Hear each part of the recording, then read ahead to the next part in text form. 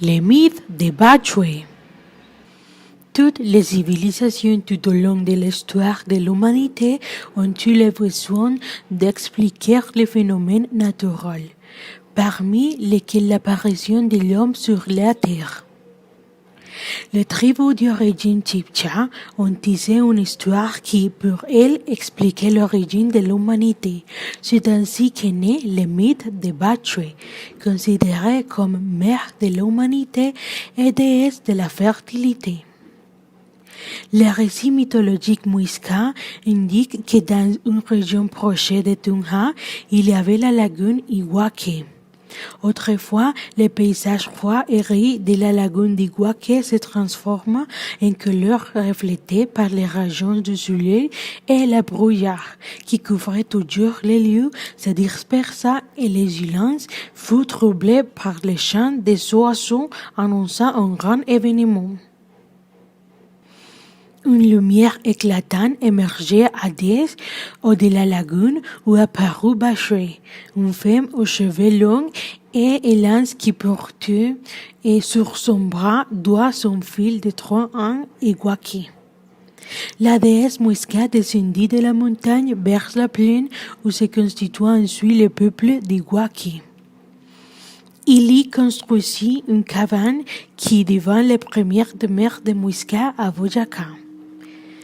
Quand l'enfant grandit dans son développement naturel, Bachué se maria avec lui. Ainsi se réalisa le premier mariage Chibcha. Cette union fut si importante et la femme si prolifique et féconde qu'à chaque accouchement avait entre 4 et 6 enfants que très vite la terre fut rapidement peuplée. Bachué et son fils mari voyageaient en laissant des enfants partout et ainsi les populations ont commencé à émerger. Lorsque Bachué considérait que la terre était suffisamment peuplée avec Iguaque, ils se tournaient à la lagune, appelèrent tous leurs descendants et furent accompagnés jusqu'à la lagune d'Iguaque, leur lieu d'origine. Là, Bachué leur fit un discours final, les exhortant à la paix. Puis ils ont pris congé et sont devenus de grands serpents qui ont plongé dans la lagune, qui est depuis devenue un sanctuaire. La lagune Iguaque devint une lieu de culte Chibcha, où les indigènes faisaient des pèlerinages et des rituels, et Bachué devint la déesse de la fertilité des champs. C'est l'origine Chibcha du gentleman. Les Muiscas faisaient des pèlerinages dédiés à la déesse Bachué et à son mari.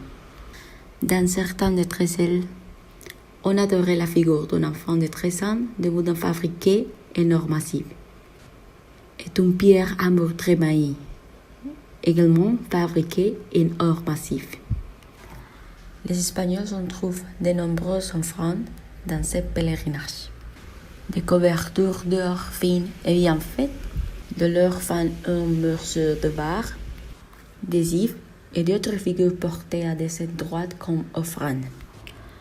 Sur l'île Sanctuaire, dans le département de Cundinamarca, les Chibcha faisaient des pèlerinages pour adorer les dieux d'un Bachué.